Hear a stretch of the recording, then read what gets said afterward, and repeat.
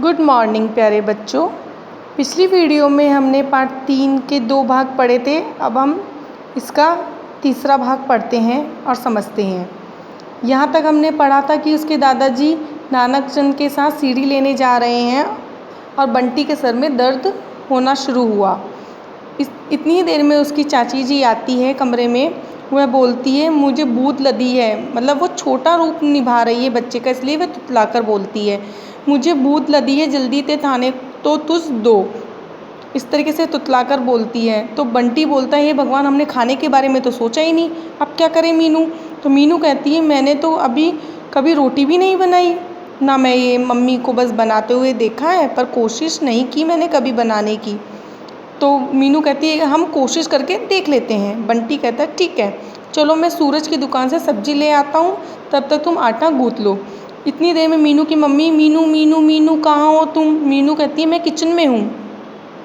मीनू की mummy fridge के ऊपर मेरा हेयर बैंड पड़ा है, ज़रा उठा के दे दो, मेरा हाथ नहीं पहुँच रहा। मीनू मम्मी तंग ना करो, देख नहीं रही हो मैं आटा गूँथ रही हूँ, चलो बाहर जाकर खेलो। उसकी मम्मी ज़बरदस्ती है ना वो हेयर बैंड उठा के निकालती है फ्रिज पे से। तो वह जो वहाँ पे एक पाउडर का डब्बा जो रखा होता है वह उसके आटे की परात में गिर जाता है और सारा आटा ख़राब हो जाता है क्योंकि उसमें पाउडर गिर जाता है। तो मीनू बोलती है मम्मी की बच्ची ये क्या कर दिया तुमने, इतनी मुश्किल से तो आटा गूँथा था मैंने, कर दिया सत्यानाश।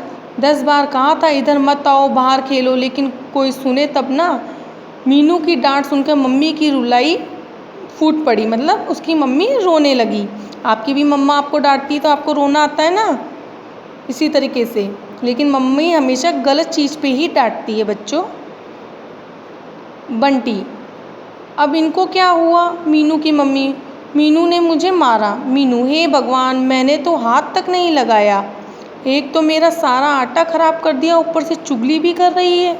बंटी क्या आटा ख़राब हो गया, अब रोटी कैसे बनेगी। इधर चाची भूत भूत की रट लगा लगा कर 4 चॉकलेट हजम कर चुकी है, अभी पैसे देकर आया हूँ सूरज को।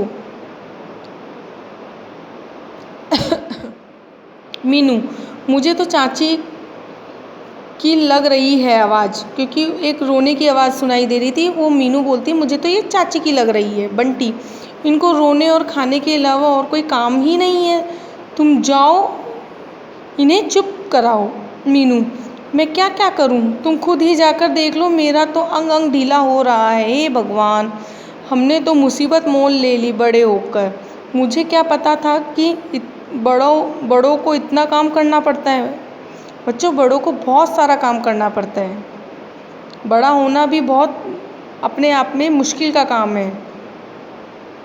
बंटी हाँ ठीक कहती हो, छोटे थे तो पार्क घूमते थे, झूला झूलते थे, नदी किनारे जाते थे, कुत्ते की सवारी करना, लूडो खेलना, साइकिल करना, बहुत मज़ा आता था। बारिश में हवाई जहाज़ बनाकर गलियों में दौड़ाते थे, बहुत सारे काम करते थे।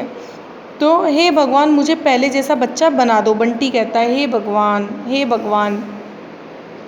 उसकी मम्मी बोलती ये उठने से पहले ही भगवान का नाम किस लिए जप रहे हो बंटी, क्या चाहिए भगवान से, उठो ज़रा, 7 बज चुके हैं। बंटी ए मैं कहाँ हूँ मम्मी, मम्मी तुम ठीक हो ना, मेरा मतलब तुम बड़ी हो ना, क्योंकि वो सपना देख रहा था।